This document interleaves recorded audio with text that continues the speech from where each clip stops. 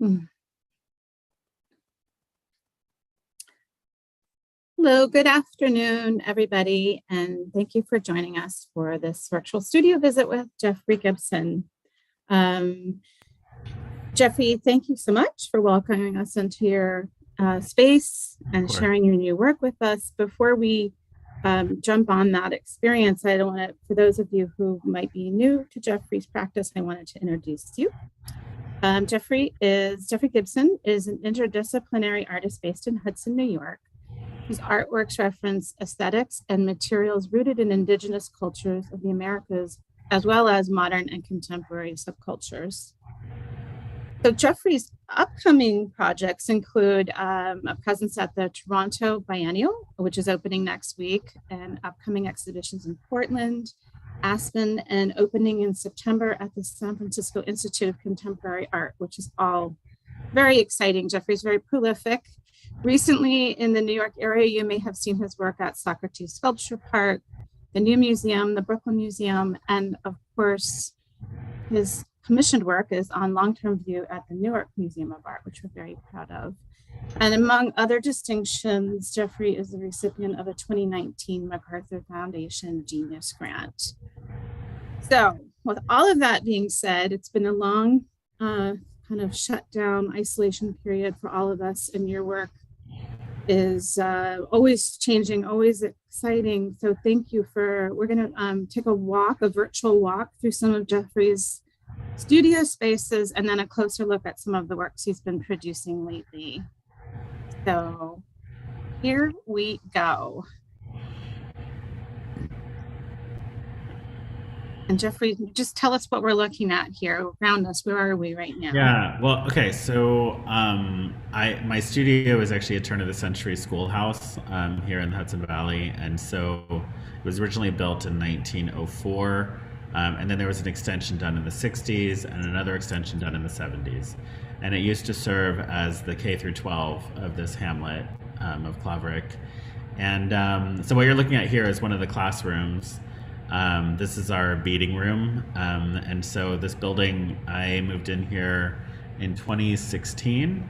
And, you know, oftentimes people want to know, you know, how things come together. And I think the studio is such a special place because we do have this incredible team of people who are very talented and committed to the artworks. And you're seeing them working on some works that are currently in process in the studio. This is Amanda, who has worked at the studio now for probably about 6 years, maybe somewhere between 6 and 7 years. So that's kind of a long time person here, but it's really wonderful. There is a kind of studio memory for the people who have worked on the artworks, and we can talk very casually about, you know, the kinds of beadwork that we're doing as I'm kind of conceiving of new works. We can talk about time, how long things take, materials, and that sort of thing. These pieces that you're seeing here are based off of turn of the century whimsies, and at their widest dimension, they're 6 feet, and they'll be part of a full installation at the Gallery of New South Wales in Sydney toward the end of this year. So, and they have paintings inset into those holes that you're seeing there. Can I ask a question? Yeah, I'm sorry. Sure. No, please go ahead. This is going to be so real, everybody, because it's hard. If we were in person, we would be doing this. So my question is, can you just say a little bit about what a whimsy is for our audience? Sure. Whimsies were produced in the Niagara Falls region. They were part of a kind of traditional stacked or raised beadwork. And, you know, the Victorian era, people were trying to make money with their skills, and they were mimicking Victorian fabrics and textiles. So like things like paisleys and florals, using this stacked and raised beadwork. And unfortunately, they kind of sat in between something that was like Victorian and something that was native. And so they weren't native enough to be considered valuable, and they weren't Victorian enough to be considered valuable. So they became novelty items. And I first encountered them when I was working at the Field Museum in the 90s, but there's this kind of overabundance of beadwork, right? And so it kind of becomes almost visceral, was the way that I reacted to it. And so that has informed a lot of the ways that I think about this kind of accumulation, this excessive use of materials really does come from those. And we'll see later on another piece which refers specifically to one of the forms, which was the bird form. Haudenosaunee would be where the beadwork tradition comes from, stacked and raised beadwork. But yeah, you can still find them. They're these incredible pieces, and they also incorporated text, which is I started using text in other places, but they include things like places, mother, it's just kind of statement, souvenir, and I just love the kind of the bluntness and objects that kind of show that there were attempts and successes at creating markets during the 19th and 20th century. Thank you. Yeah. Those were some new sculptures that'll debut at Site Santa Fe later this year. And this is a smaller figure, so this one is probably about maybe 32 inches tall, on top of the wood block. And it's brass sequins, brass bells, and glass beadwork. And then the form itself is made from felt, and it is set on top of a steel stand. And and this is kind of the title, Humahicha. It's the first time that I've started using Choctaw words to describe things, and so this one is red and gold. They're very sort of descriptive titles, and that really started sometime in the past couple of years. Just very, very simple descriptive titles, which I think most people who know about my use of language, it tends to lean more into the poetic and romantic even, I think those sequins, I haven't seen them in earlier iterations. Are they a new material for you? They're kind of new. There are some that are made within like powwow vendors that tend to be smaller, and they're smaller brass sequins. They also have silver ones, and I've used those before. These are actually, when I find them, like a material like this, they tend to run out, so I tend to buy what I can, and then we have to kind of think about, what do we have enough to do with, and so they show up every now and again. I think we're probably totally out of them right now, but materials are kind of a thing that I'm always looking out for and scouting, and then I've learned from experience, when I find something I'm really excited about, it's like, buy as much as I can and have it in reserve. Yeah, I love the way it looks, almost like scales. Yeah. And these, the figurative works and the ones that you saw in the video previously, those are like the large full scale. So the scale of those is actually based off of my height and to some degree my body. So if they were to stand upright, they're probably close to 7 feet tall. I'm not close to 7 feet tall, but I wanted to make something that kind of had that presence of another figure and maybe even larger. These are more kind of, along the lines of like a doll kind of scale. And that's something that I've paid attention to, and I have also collected minimally. Different kinds of dolls, and dolls that are meant to sort of teach roles within communities, but mine are more kind of proposals through these materials as to like, is it their skin, is it something they're wearing, is it like their body, like what are we looking at? And I generally try to veer away from confirming a sort of gender or any sort of specific cultural reference. Yeah, I like that this is a long series for you, right? Because I remember when I met you in 2015, I was asking, could we get, are you still doing these figures? Right, and you right. were, but you had already created quite a number of them. Do you have a count? Or is that I don't really anymore. The figures take a really long time to produce. And so, we kind of at this point, by we, I mean the studio, we might make 2 or 3 in a year. And in the last few years, most things, we kind of know where it's going to go, like whether it's an exhibition or if it's something that's been commissioned. So, in that sense, I like to kind of get them started early, and so they can just sit untouched even for a couple of months, and it'll give me time to kind of like process where I want it to go. And so there's always like a handful of things at the beginning stages in the studio. We can go ahead and go to the next slide.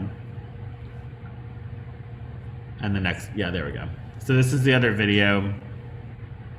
What we're looking at here is, this is my personal collection of things that I've collected over the years. Different kinds of like ceramic, figurative works. These are some of the canvases that are going into those large whimsy forms. This is the painting studio, so it's in the gymnasium of the schoolhouse. And these are two beginnings of canvases going into those forms. These are some large canvases. These are a commission for a public space. And it's the same kind of thing, the people who work with me on paintings, it's a real kind of like back and forth between, I would do these pours, and then like on a computer I might lay in some color and shapes and things like that, and then they kind of build over time. And I have been trying to find ways over the past few years to kind of return to process, because it's how I understand making work, rather than determining what it's going to look like, from the beginning.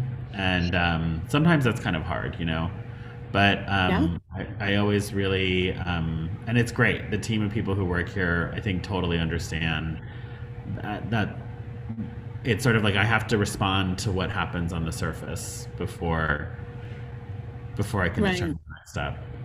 So there's a fair amount of like iterating or insight. Yeah, like this one is sitting in the studio right now, and somebody asked me, they're like, "Oh, is it done?" And I was like, "Well, probably not, but I'm going to let it sit there for a while until whatever it is that needs to happen next kind of is really clear to me."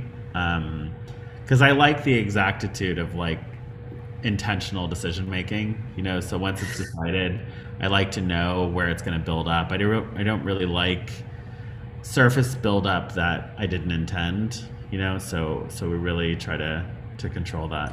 This is a work on paper. This is Tim Whirl, who's working in the studio on it. And you can see we use a ton of tape. It's a lot of measuring.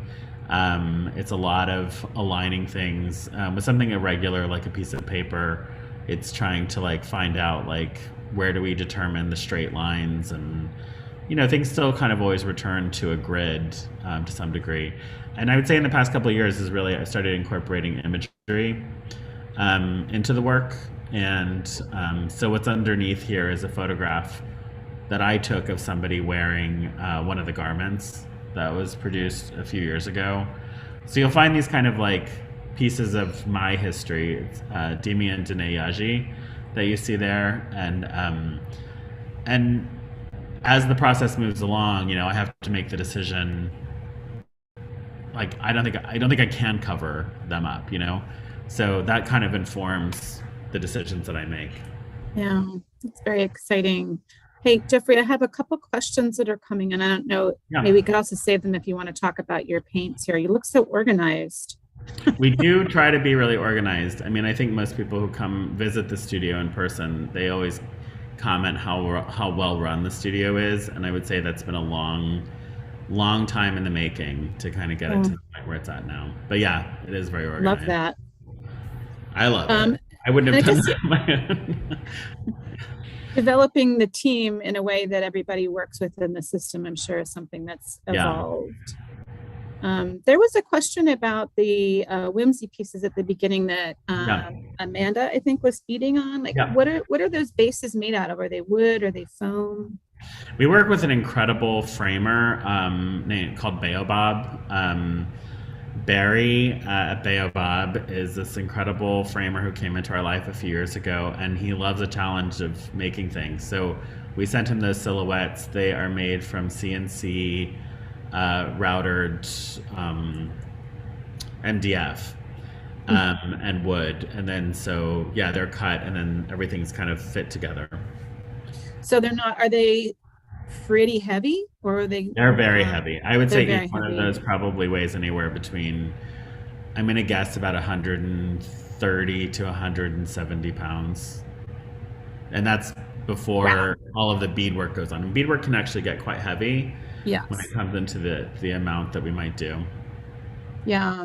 I love what you're saying about the abundance of the beadwork on the Whimsies. And, you know, we have actually a pretty nice collection of Whimsies here at Yeah. the museum that are, you know, intermittently on view. But I just also remember you saying when we were talking about your practice some years back that you think of, in some ways, you think of your figures as Whimsies, like you're taking it to like another level, or very much informed by. Yeah. I mean, it's an interesting thing because I mean, a lot of the things that I collect, and I know we kind of panned through some of the things I've collect. People would consider them, you know, sort of souvenirs or, you know, kitsch or camp objects and things that are racist. You know, they definitely fall into that camp. And I think I initially started collecting them for different reasons, and most of them haven't been used in the way that I originally thought I would use them.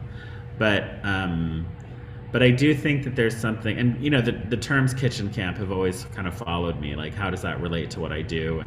And especially when we bring in like, you know, ideas of whether it's like drag or queer culture or like club culture, and sort of how does that fit in? But yeah, there's definitely a kind of theatrics and kind of exaggeration that happens. Yeah. It also aligns with powwow culture in some ways, right? Someone else asked that the tape that you were using on the paper, was that a special tape? Like, how does it keep from sticking? Well, it's a low tack. And here's some tips. Like, so it's a low tack painter's tape that you can buy. You can find in like Home Depot and stuff. It's a kind of thinner, kind of almost tissue tape. But how we keep it from sticking when we notice that it's been on there for a long time is taking a hair dryer and warming it up, and it kind of releases the adhesive a little bit, makes it a little bit softer. Oh, we actually saw that happening in the video, right? Oh yeah, you did see it. Yeah, that's a good tip. So now we're going to be looking at some recent, really exciting work, right? So this is a large painting titled "She Never Dances Alone," and it's titled after a piece that was commissioned by Times Square Arts in 2020. And just before quarantine happened on March 7th, we were in the city while the Armory Fair was going on, and we did a performance. I was commissioned to do the video monitors in Times Square. And Sarah Ortegon, who you see here, is a really acclaimed jingle dress dancer who I've collaborated with numerous times. And I asked her to be featured in the video. So there was 3 short videos, and they take over nearly 80 monitors in Times Square. And so she kind of replicates very quickly. And that you'll see versions of her which are, you know, 25 feet tall, and other versions of her where she's probably 3 feet tall. This is working with, the images are printed and then they're adhered to the surface, and then everything else is acrylic paint, and then you can see the beadwork frame on the side there. And then even embedded just down below, if you look into the bottom part where it looks like there's a fragment of an American flag, is a drag performer who also used to work here in the studio named Ale Campos, whose drag name is Celeste. And that was from a video titled "Nothing is Eternal." It's really amazing. And what is the scale of this piece? It's a wall piece, right? Yeah, if we can go back one image. So the canvas, so the frame itself adds about 10 inches, but the canvas itself is 78 inches tall by 70 wide. That's epic.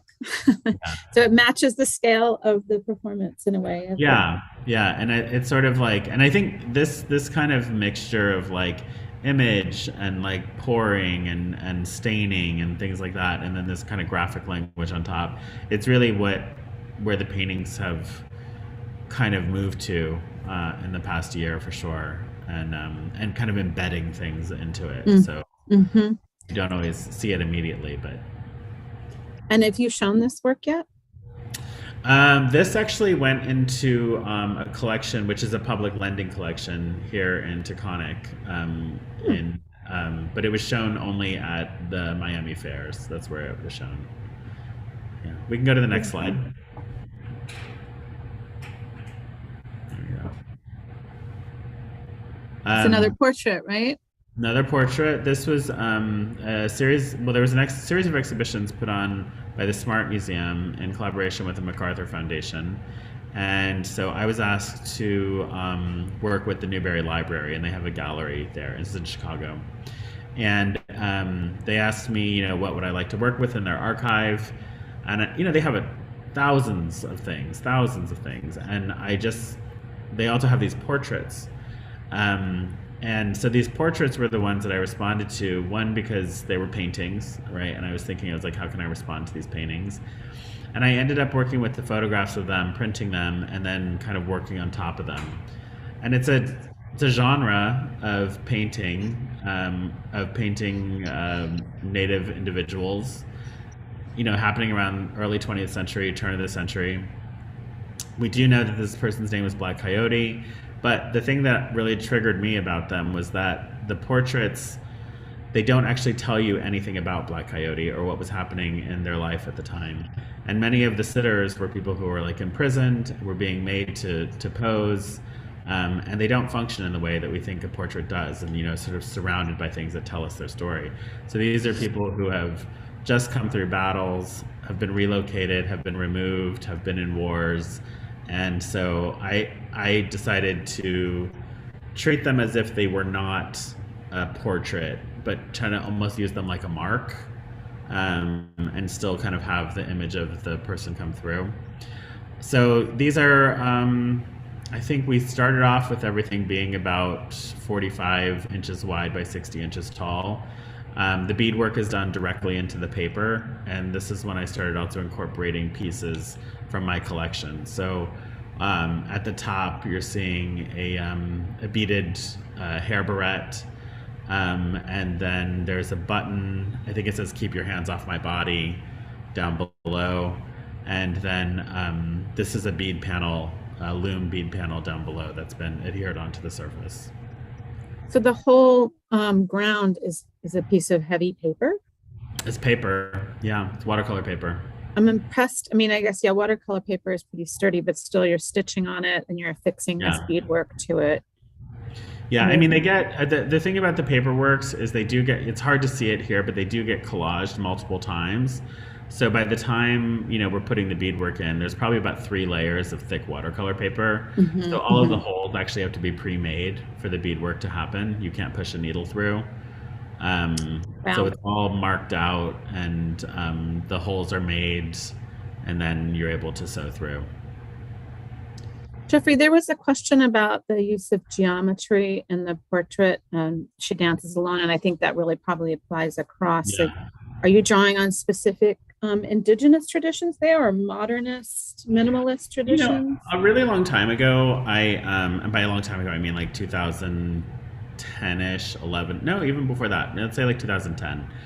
I, like many artists, I was looking in books and things, at images and artworks and things, and I decided to close the books and go on road trips and meet with Indigenous artists and learn about kind of how and why they made.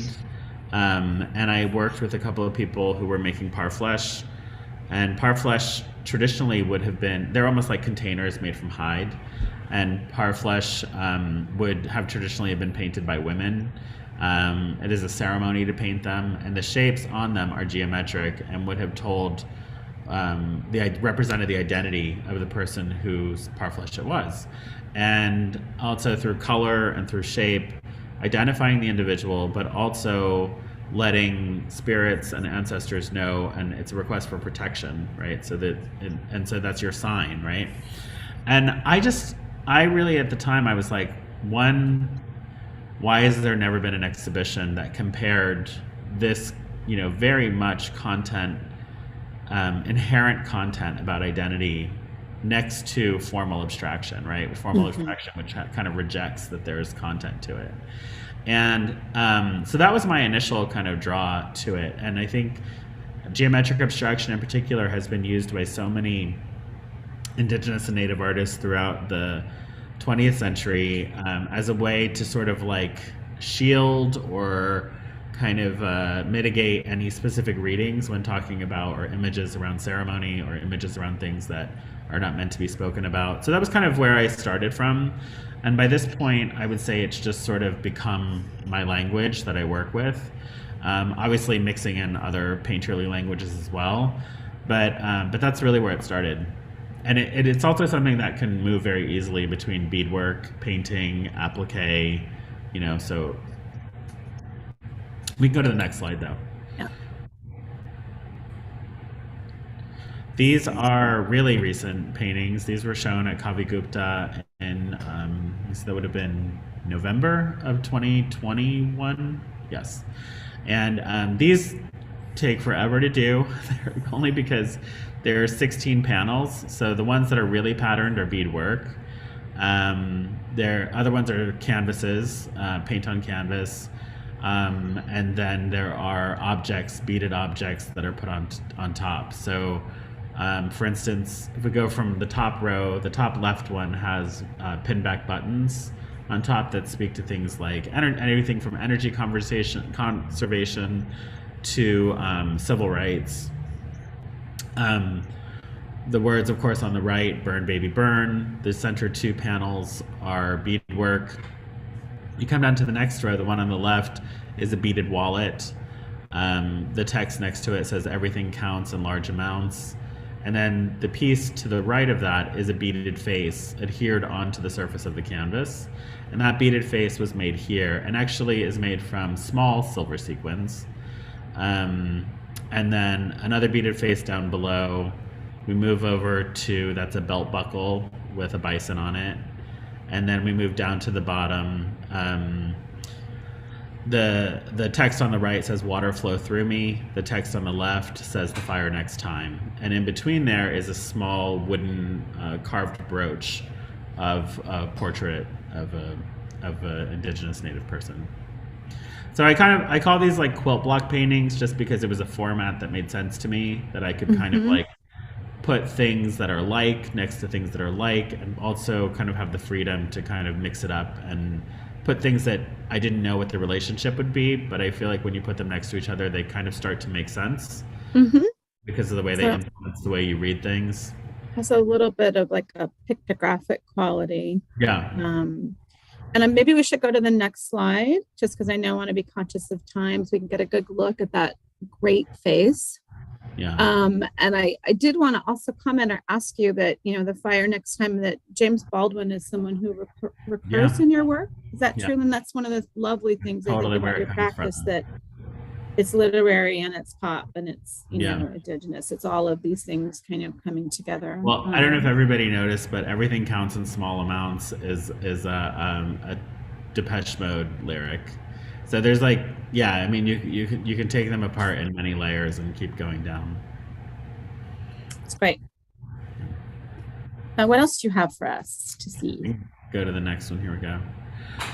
These are from probably a series that was kind of ongoing for a couple of years, maybe even like 2019 to 2021, a series of quilts. And, the quilts actually came out of, I had produced fabrics for performance garments. And so we were using text and images of previous works and things I would design to have the textiles printed. And then it suddenly made sense that I've always loved quilts, but when I would go to the fabric store, none of the fabrics really were speaking to me. But here we suddenly had fabrics that were specifically about my practice. And so we worked with a quilter in Troy named Robert, I believe it's Robert Berman, who did the quilting. And we would assemble the quilt tops here in the studio. And they're dyed with paint. Some of them are straight print onto fabric. It's a cotton linen, and I don't really worry about the size so much, but they're roughly, I'm going to guess this one is probably like 70 by 80. So they're full width quilts, and I love them. This one is one I've prepped for myself. Yeah, we can go to the next one. Detail of this one, I think that's great because you can see the fabric quality. I love them. Do you have a small printing press in your studio too? Or like, how do you get the text? No, we actually just work with this company called Spoonflower, which is online, and they do kind of like small runs of fabric. I see. We do actually have like a printer in the studio, but we use it for the painting works. And so, just because we do use archival inks, and and things like that for the prints. Right. It's lovely. And And go- I just want to reiterate to our guests that we're so happy to have you here for this conversation. If you have questions, you can put them into the Q&A button as we continue to take a look other things. This piece is another work on paper. This is a piece titled I'm Looking for Sunshine. And this was from a photo shoot that I did with Xavier and MX Oops. MX Oops is on the right and is a performance artist in New York City, a healer and a musician, and a performance artist. And I've known them for, my gosh, they contacted me maybe in 2015 or something. They were still in school and they asked me to be their advisor, and they're amazing. And so we've continued working together in numerous projects. You'll see them show up in my videos, you'll see them show up in photographs. This was a staged photo shoot that we did here in the studio of having Xavier and MX wear the garments. And then the pieces, this is on paper, it's acrylic on paper with these objects. There's everything from a belt buckle, a hair barrette, there's a whimsy, there's two other barrettes, hair barrettes. Is there a detail of this one? Yeah, here we go.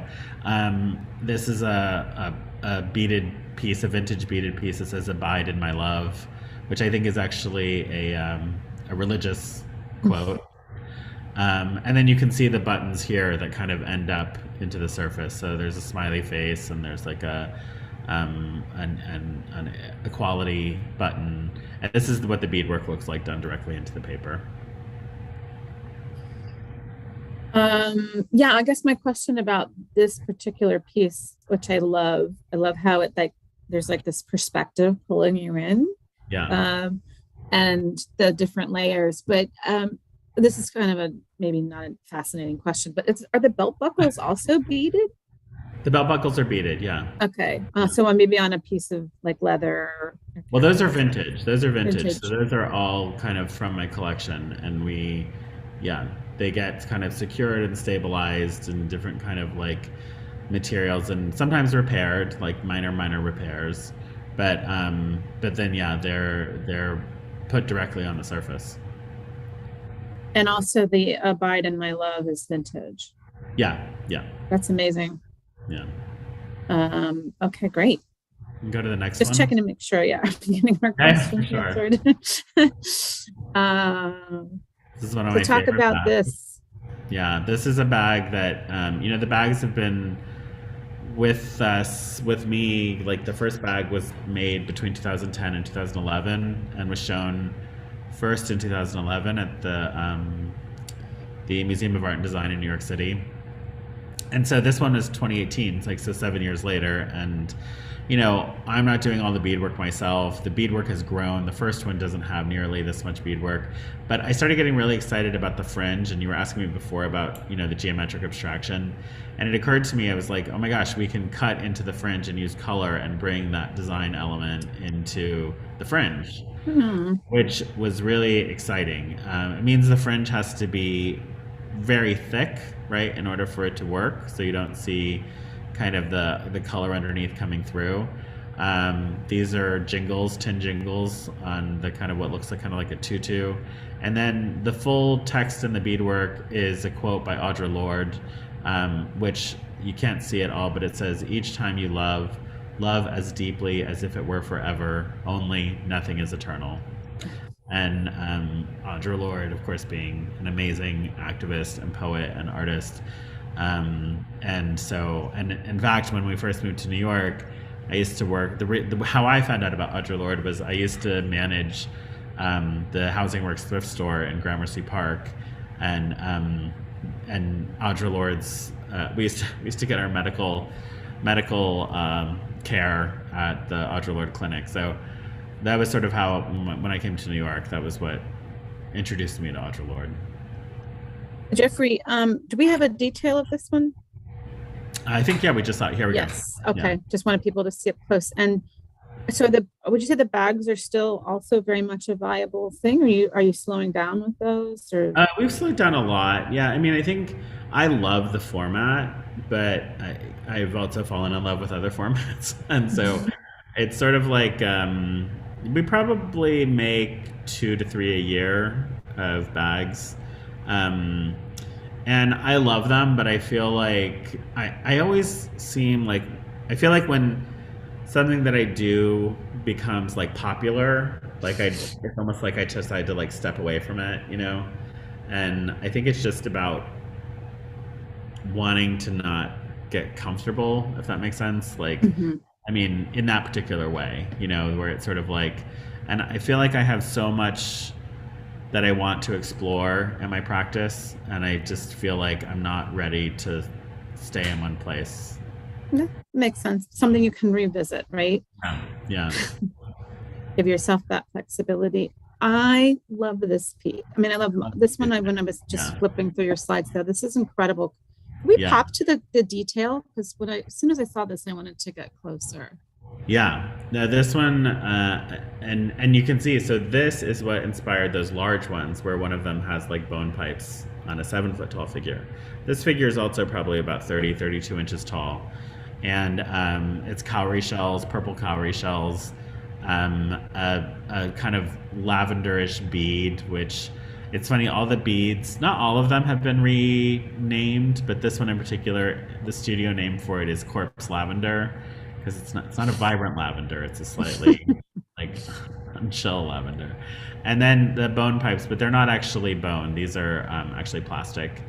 But yeah, and this is the kind of thing that, you know, I've seen bone pipes growing up used in jewelry. I've seen them used in regalia. But this idea of like, what does it look like to make like bone pipe fringe, was something where it's kind of where my mind kind of starts going lately, is thinking about what things look like. And then the cowrie shells, I mean, they're just so beautiful. And to see them sort of like how they create their own pattern. I mean, I'm working with the pattern, but it almost feels like Mm. you kind of can't make a mistake, you know? So, Jeffrey, is that purple color naturally occurring? Totally natural. Yeah. Totally And are natural. these, I get that sometimes you use actual shells and sometimes you use replica. Are these actual cowries? These are actual shells. Yeah. Yeah, it's Yeah. amazing. It's amazing. I know. I love it. And the title for this is also in Choctaw and is just means bone and shell. Yeah, love that. Where has that one been shown? That was shown in an exhibition at Sycamore Jenkins in 2021. I believe 2021. Yeah. This piece is actually the first wall hanging that was ever made. It's titled "What We Want, What We Need." These are deaccessioned arrowheads, and a lot of the beads that you see on these little kind of amulets that are hanging down are things that I've had with me since I was in high school. Um, this piece has been around for some time, but it was like the first one where I was kind of, it felt really risky to make something like this big that had like beadwork and kind of brought in things like real arrowheads, you know, because and yeah, it was, and the phrase "what we want, what we need" is excerpted from Public Enemy's "Fight the Power," and you know, that song in my, let me see, in the '90s, you know, became an anthem for the protests against the Rodney King beating, and so, and unfortunately, when I was making this piece, it was sort of about a lot of things, but there was still so much that hadn't changed, you know, and still hasn't changed. And so it was kind of, it was just one of those markers where you kind of revisit where something comes from, what it meant at the time, and whether it's changed or not, you know. You know, it's so interesting. I think that was probably done in like 2015, or was it soon I earlier think than if we that? go to the next, or the previous slide, maybe, is it the previous slide, or I have it right in front of me. I can say that what it is. That piece, if we go to slide number 20, you'll see the full piece. Oh, 2014.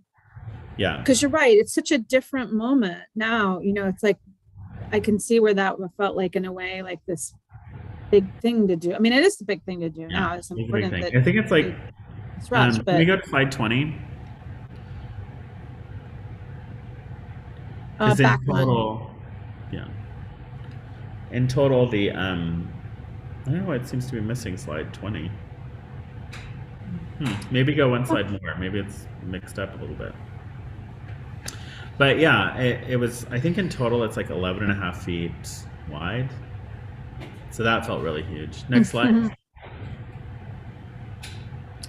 Um, and yeah, what you didn't see there also was that there was the time when I don't know, we went through something like 400 skeins of yarn of white, and it's wool yarn that's hanging down, and then it was cut into to create a checkerboard shape at the bottom. Yeah. This is a recent piece titled Fire Belly, and this is the piece I was referring to when I said, I'll speak back to Whimsies. One of the main formats of Whimsies was the bird, and this is way over the top compared to the amount of beadwork that would have been on birds. But this bird form is something that I started. I want to say going back into like 2008-9, and it sat unfinished for years. It was not finished. That initial one was not finished until 2021, maybe even 2020. And this is, I believe, the second or third one which exists. But yeah, it's all seed bead and playing around with a different kind of beadwork. It's like a looped beadwork that creates these kind of like feathery textures. We can go to the next slide. There's a detail. I was going to ask before when I saw this, what view is that? Is that from above? Where right now? Yeah. Is that the top of his head? This is if the bird was looking right at you. That's his beak. Oh, That's okay, the tip great. of his beak right in the middle of the image. Love that. Yeah. But I love these pieces, and I think and they kind of spur along other ideas. So then I start thinking, I'm like, well, of course I understand where the bird came from, but what would it look like if it was a squirrel, or what would it look like if it was a fox, or so I just start my brain just starts going in that way, and then it goes into like, well, what would a show look like of all animals? Would love that. Yeah, We'll do that.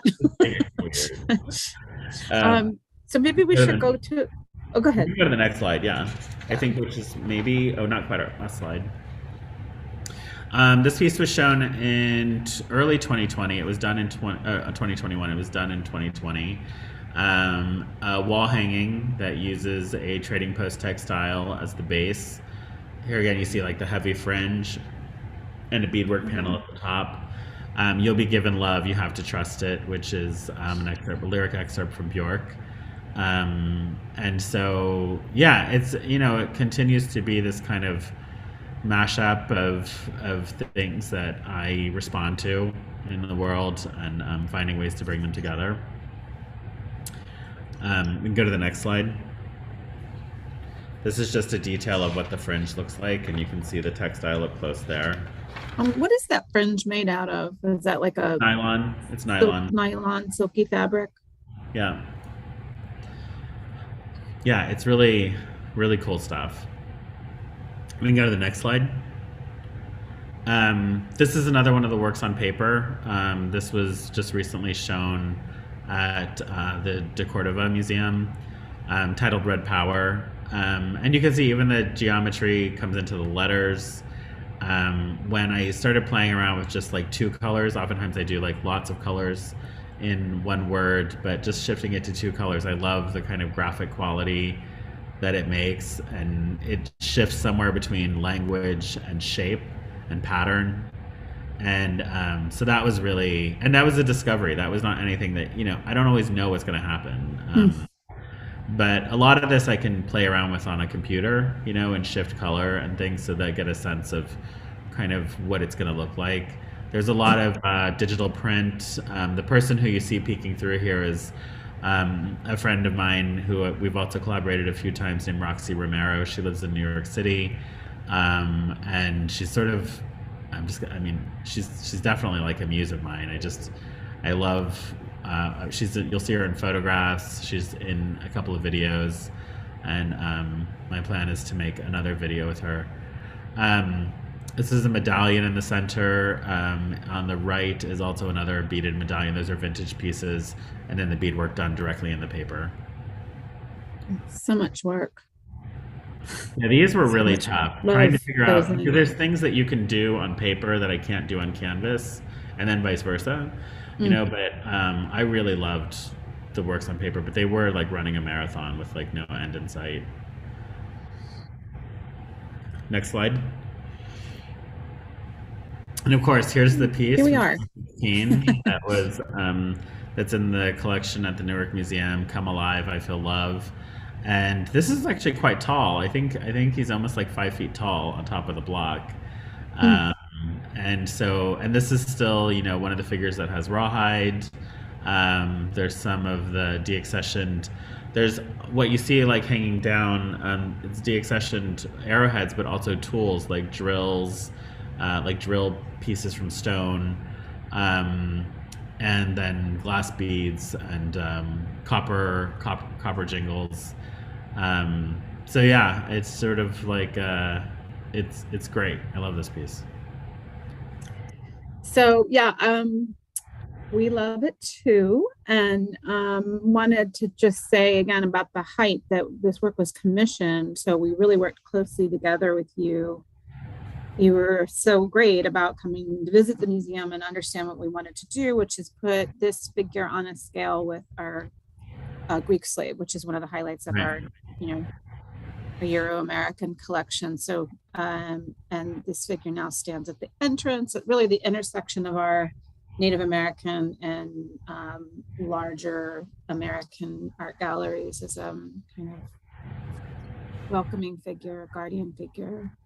I know that a couple people were asking about this piece, so let me just double check. I know we had one question, which was, more general questions. We can still take a few for Jeffrey. One question was interest in the Newberry Library collection work that you did, and if you have any other, you have interest in working with other collections or projects like that are underway that you can share. I do. I mean, I forget. Somebody had written me recently about doing something, and there, it's all super interesting. I feel like right now, I feel like I have like these different tracks, right? So there's sort of the work that I make just myself as an artist, like thinking and discovering and experimenting and making.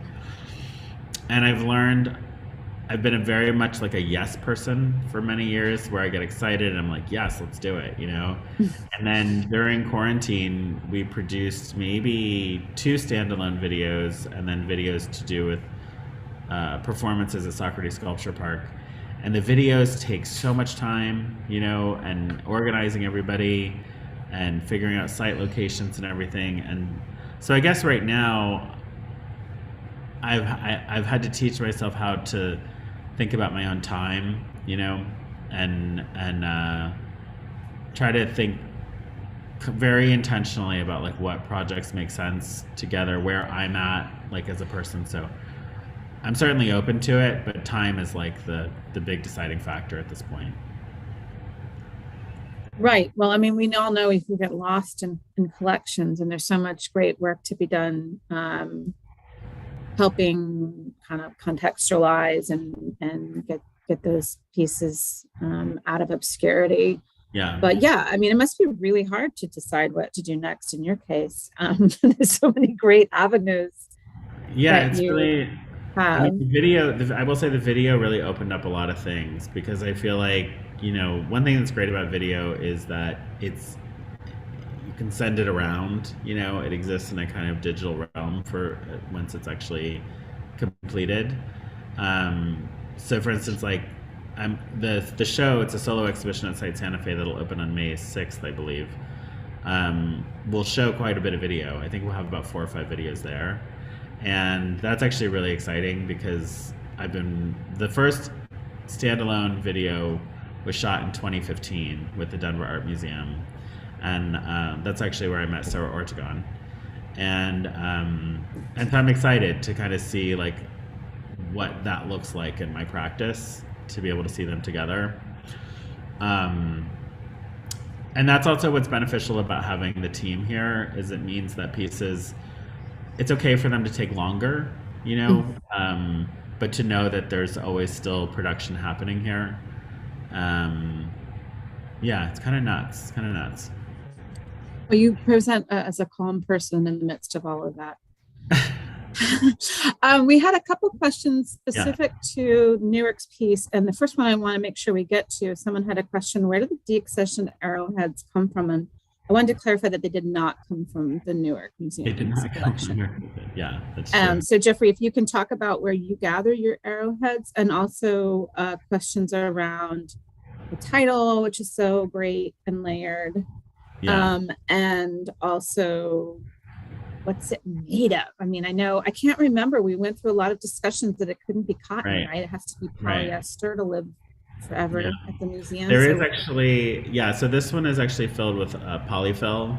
And all of this had to do with it being in a museum and trying to avoid or, you know, minimize any kind of risk when it comes to infestation and insects and things. So, what wraps around the polyfill, or what holds the polyfill in, is an acrylic felt, which is stitched together almost like a kind of skin. And then the rawhide, which has been wrapped around it, which I love working with rawhide, has been coated in an acrylic emulsion so that it is sealed, and part of that is for stabilizing the hide so it's not absorbing water and releasing water and drying out and stuff. But so that's what's there, what's on the interior. I think there's also a rod, like a steel rod, that goes into the body at some point behind the leg, so that helps it to stand up. But they're quite dense. They're really, really dense. And then the base, I believe this one might be a white oak, if I'm not mistaken. We work with, well, we don't work with, but we buy the milled wood from a place upstate here called Gentwood, and they've always been really great. I mean, so we will go in and buy like a large log and generally have them cut it, and then we just kind of finish it and sand it and things like that. And then the title, Come Alive, is it's a title that I've used a couple of times, and I guess the way that I encountered it was really from a print that I live with by Sister Karita Kent, and it sits over my dining table, and it has the words "Come Alive." And I'm a huge Karita Kent fan. I would say that for sure I consider her, as, even though she's passed, it's where I've learned a lot about writing and kind of statement, but also she would collect words from pop culture, from advertisements and things, and put them with biblical text. She was a nun. And so so that's where Come Alive comes from. And then I Feel Love comes from Jimmy Somerville. Yeah, just kind of a gay disco anthem, you know. Love to Love You, and yeah, so that's where it comes from. And I think, I mean, it's interesting because when I was looking through the images today, and I realized, I mean, love is definitely something that shows up a lot in my work. Like, there's relationships, there's challenging relationships, and then there's relationships about love. And I always return to love. It always comes back to it. It's like the more and more I think about the challenges in the world, I continue to feel like, for me personally, I always have to find a place that I can come back and approach it through empathy and love. And so when you asked me about creating a piece that would be the entrance to the Native American collections, like, of course it's about love, you know? yeah, I mean, yeah, it's really lovely. I mean, to kill the word. It's so, when you gave us that title, I was like, wow, that's amazing. And of course, my first question is the same question somebody else asked. Oh, you're referencing the Donna Summer song. And you said, yeah. I mean, what? No, it's Depeche Mode. Yeah. But for us to, the significance, and not to, you know, make it about the institution, about placing those works in the light, Yeah. and where they can be seen and understood as American art, was really important. So it was almost like this perfect invocation for the collections to animate with your help. Mm-hmm. We have one other question about how you find your studio mates? I mean, I'm sorry, your everybody that works in your studio, do they come to you? Um, how do you find them? How does somebody get to that lucky place of being involved in these projects? Well, I moved up to the I left New York City in around 2012, and then I moved up here. My husband and I moved up here in 2012 full time, and that's kind of when this iteration of the studio began. And I had worked with assistants previously on projects, and this time, part of it had to do with knowing that I wanted to start a family, and I just knew my time had to be available to do that, you know. And so we started with sort of like 3 people, and then 4 people, and then now we're up to about 13, 14 people. Part of what enabled that was being in the school building. It's a large building, so we have the space to be able to like have that many people working.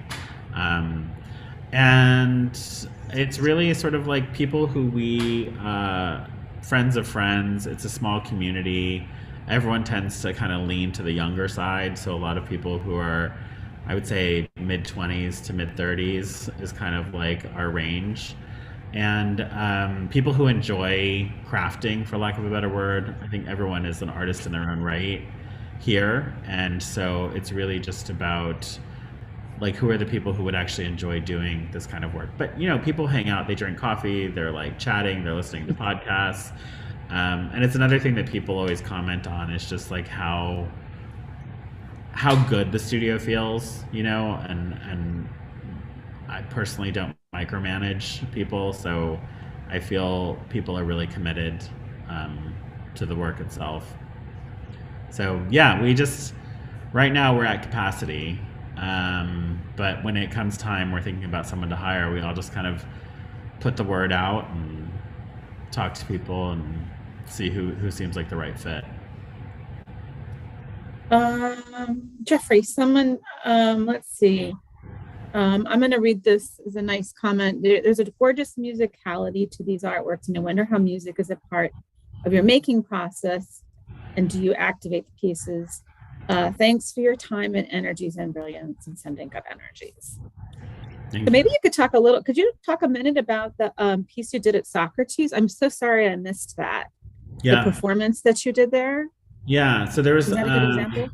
Well, Jess Wilcox is the curator there, and when she invited me to do an exhibition, it's a really hard space. It's outdoors. It kind of like spills over into lots of things, and so I just knew I wanted something that was like large, made a really big impact when you walked into the park. And so I thought about the architecture, the earthworks of the Mississippian mound culture. And they're kind of like ziggurat formations that a lot of people are not familiar with. And also the Mississippian culture is where Mississippi Choctaw would have emerged from. And it's also kind of contentious that it's still not fully recognized as a pre-Columbian, fully realized civilization existing here in the Americas, especially in North America.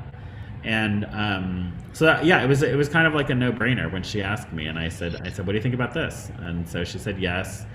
And the idea was to almost make it like a speaker's corner that could be activated by the public and by different communities to like voice their concerns or celebrations, whatever they wanted to do.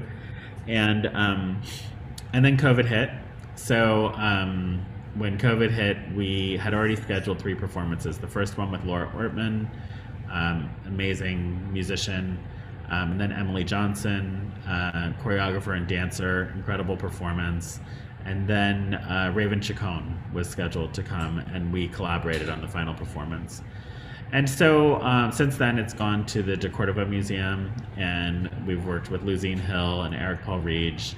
And for my programming, it was really to kind of amplify the voices of like Black, brown bodies, Indigenous, Native, self-identified, and queer communities. But then it's also open to other people coming in and activating it as well. And it looks like now it will have an iteration, hopefully, that will go abroad and go to Dublin. Well, I think that's where we're going to have to conclude this. We could keep talking. I would love to keep talking. But want to say thank you so much, Jeffrey. It's Yeah, been thank you so much fantastic to for spend this time with you. inviting me to do this. Oh, yeah, please. We're great. We're grateful. And look forward to seeing you soon, hopefully, and seeing your work Cool. out in the world. I think we're over. Is it done? We're over.